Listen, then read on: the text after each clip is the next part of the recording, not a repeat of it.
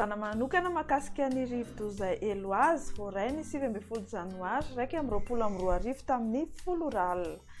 Ny enany herin'ny Eloazy taorian'ny idirany an-tanety. Nidina ho 520 km isan'ora ny rivotra entiny ary miaraka amin'ny tafio-drivotra 510 km isan'ora manodidina Foibeny.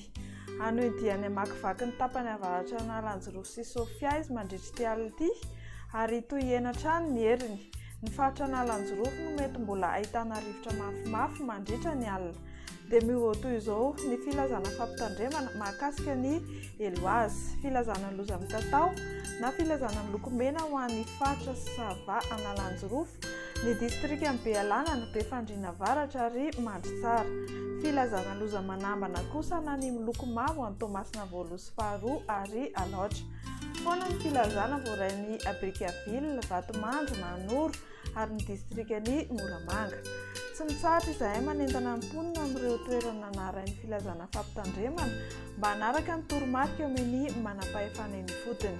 Ny mpampiasa ranomasina morontsiraka avaratry Vatomandry sy avaratra Andrefana dia aoka tsy handrika aloha mba ho fisorohana ny loza.